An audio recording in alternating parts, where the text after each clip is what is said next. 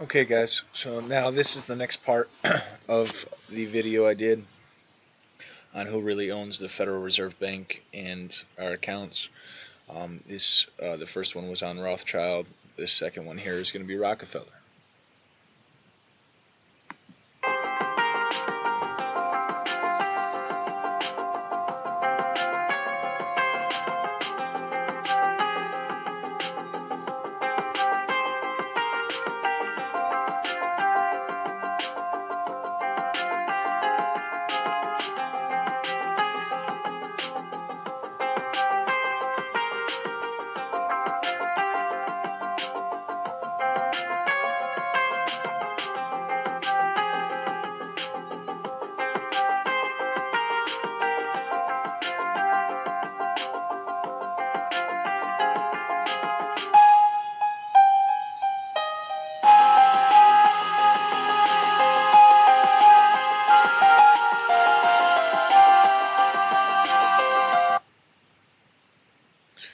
Okay, so now moving on. I gotta kind of be a little bit quick on the articles because this video right here, I want you guys to be able to take a look at some of that.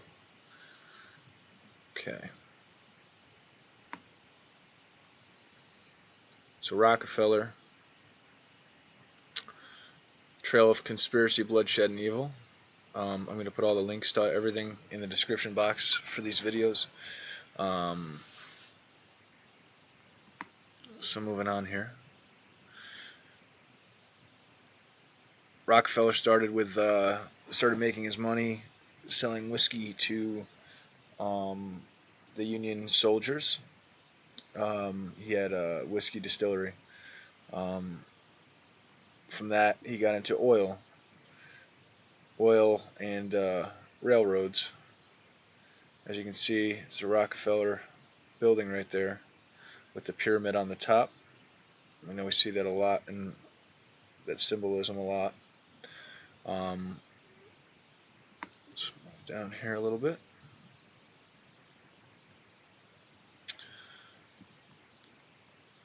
Rockefeller was linked with the Jesuit order. For those of you that don't know what the Jesuit order, the Jesuits are, simple YouTube search.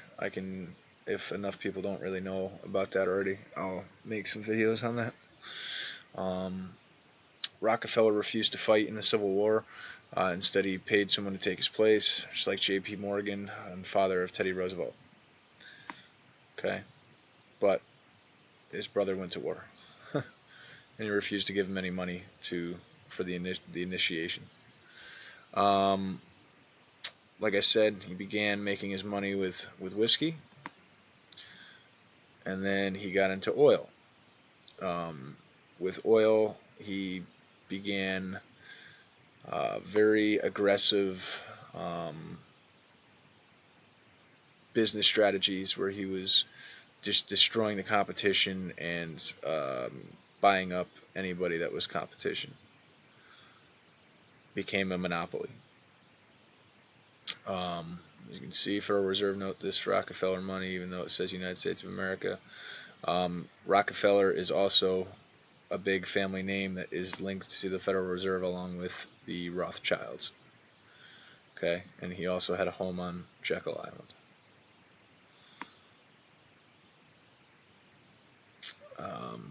Article 1, Section 10 U.S. Constitution, no state shall coin money, emit bills of credit, make anything but gold, silver coin as tender in payment of debts. So every single bill that's out there today is not legal tender in payment of debts. They destroyed that part of the Constitution, as I showed you in the last videos. Let's move on. Let's see here. He started buying up schools. He ended up buying the Morgan Park Theological Seminary and renamed it the University of Chicago to what the University of Chicago is today. He bought the Encyclopedia Britannica and immediately began making changes to it, completely removing anything that had anything to do with Rome or the Jesuit order. Okay. Let's see. Did exactly that. All the true history of the papacy, of Jesuits, and the Infernal Inquisition were removed, along with derogatory references of vaccinations. Like I said, he got into the medical industry. And then this is something very important that I want you guys to really get in your mind and keep this in your mind for later in the video, okay? Rockefeller buys U.S. government. Rockefeller in 1911. On May 15, 1911, the Supreme Court of the United States ruled that Standard Oil cartel was a menace to the Republic and ordered that it be broken up. For the safety of the Republic, we, U.S. Supreme Court, now decree that the dangerous conspiracy must be ended by the 15th of November, 1911. Okay, that was because of the oil monopoly he had created. Rockefeller vowed revenge against the U.S. and used his vast fortune to buy the U.S. government. He did more than that. And again, that's 1911. Okay, so just take a look at, see where my cursor is? To the right of it, 911. You'll see in a sec. He ended up getting his hands, just like Rothschild, in all of the world governments and all of the different funds, foundations, and organizations that are there today. Rockefeller control over U.S. education. I'm not going to read through everything on here. He pretended to be a Christian. Let's go down. Rockefeller did not let the left know what the right hand was doing. Okay, Twin Towers were called David and Nelson Rockefeller. Rockefeller was chairman of the Chase Manhattan Bank and also provided the finances for the Twin Towers. David and Nelson on Wall Street during Nelson's 1970 race as governor for New York State. Governor Nelson Rockefeller with Mayor John Lindsay inspect models of Twin Towers. He was a big pusher on getting the Twin Towers pushed through, okay? He also had some links to the Russian Civil War back in the early 1900s. He's been linked to a lot of these internal wars as well, trying to overthrow sovereign nations. His father was a con man, and he was a big part of the creation of the UN and involved in the UN as well. And as you can see, he donated $8.5 million to the UN. And if you guys haven't read or looked up and watched the video on the creature from Jekyll Island, which is the creation of the Federal Reserve Bank, make sure you guys do. It's a very, very, very good book, and there's a lot of good videos on that. Okay. Moving forward here. This is another good article, Brief History on the Rockefeller-Rothschild Empire. Standard Oil, that became a monopoly, like I said. I'm not going to go through all this. Just I'll put the links. You guys can check that stuff out. This is going to show you what all the subsidiaries of Exxon and the original Standard Oil became. You can take just a look at that list. That's a pretty big list. Okay. And then this is the official history on John Rockefeller. We know that official history isn't always going to give us all of the true information, being that the official history is owned and controlled, and they only tell you what they want you to know. Now this is the video I was talking about. It's Conspiracy Theorista. I'm going to try to get as much of that video in for the rest of this video because it's going to be very good. Remember how it was 1911, okay, was when he vowed that he was going to get revenge for breaking his monopoly up.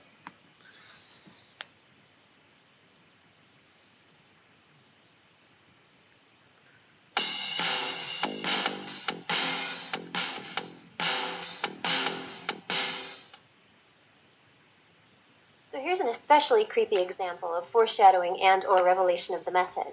I bought this magazine back in 2012 off of eBay because it's David Rockefeller, the man who more than anyone made sure that the Twin Towers got built so that he could destroy them with people inside. And it's shortly after construction began, so I thought there might be some interesting, sneaky revelation of the method style language in the article. Then I noticed that he has the hands of his quite visible watch set at 9 and 11.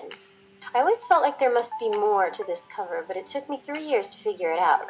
As you can see, he's sitting in the window of his office in 1967, 8 months after the groundbreaking for the building of the World Trade Center, with the hands of his watch set at 9 and 11, like I said. 9 and 11 on clocks was one of their favorite ways to foreshadow the upcoming date of their mass murder. They did this in many movies, television shows, and even commercials in the lead up to 9/11.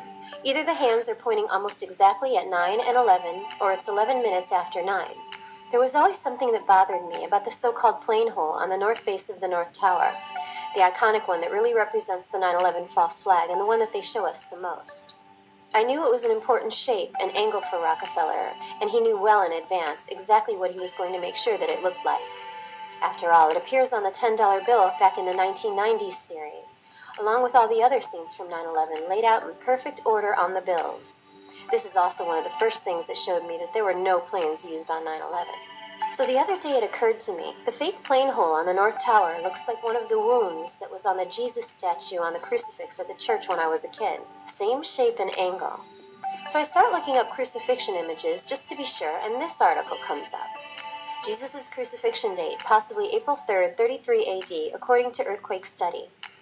See, the Bible says that when Jesus died, the ground shook, and they're able to go back that far and figure out when earthquakes occurred, apparently.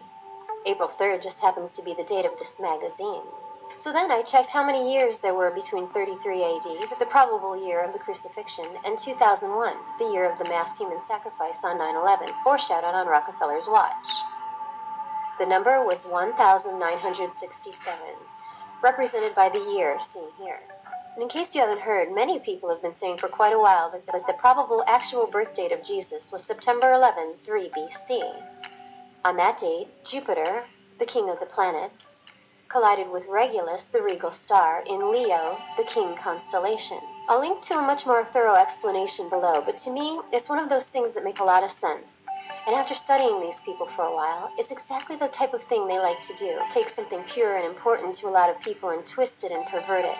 Have the sheep celebrate the birth of Christ on the wrong day, coinciding with a pagan holiday, actually. The very word Christ Mass does not mean the birth of Christ, but in fact his death. So they take the date 9/11 and corrupt it into something that in our minds signifies emergency, and make the actual day into a day of terror and sadness and mourning. And this is just the creepy member of their club that would enjoy gloating about it on a magazine cover. In the 1940s, David Rockefeller's uncle Winthrop Aldrich was on a committee to attempt to get the World Trade Center built back then. They were also foreshadowing 9 and 11 in the 1944 movie Double Indemnity, and even throwing in an allusion to the name Rockefeller in the same film.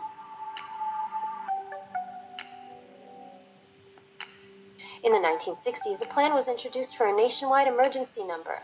Britain implemented 999 as their emergency number back in the 1930s. Australia and New Zealand selected 999 and 111 respectively as their emergency numbers in the 1950s. Yet for some reason, in 1968, just a year after this magazine came out, AT&T announced at a press conference that a universal emergency number was being established for the U.S. However, instead of 3 like numbers for ease of dialing in a crisis, numbers that could not be further apart on the dial would be used. 9 and 1 and 1 had been chosen by a computer, they said. Besides being a client of the Rockefeller-funded and directed RAND Brainwashing Institute, the 1975 book The Rockefeller Syndrome lists AT&T as just one of the many companies under Rockefeller control or influence. In the book Rockefeller, the Man Who Misrules the World, AT&T is referred to as the Rockefellers' family-owned monopoly. So they used their power to make the numbers 911, birth date of the Prince of Peace, signify danger and crisis, and after September 11, 2001, heartache and mourning. Rockefeller puppet Ronald Reagan even designated September 11, 1987, to be 911 Emergency Number Day, calling on the people of the United States to observe this day with appropriate ceremonies and activities.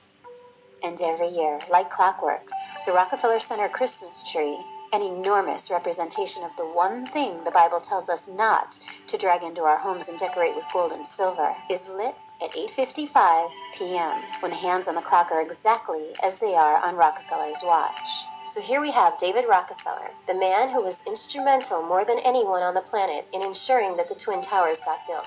Less than a year after the construction began, with the probable date of the crucifixion of Christ above his head, along with the years between that event and 2001 listed here, and the probable date of Christ's birthday and, of course, the date of the mass murder that took place in his towers in 2001 on his watch. A mass murder... Okay, guys. If you guys want to check out that full video, go and check it out. There's a bunch more she's got. If you like this video, give it a thumbs up, subscribe. God bless, and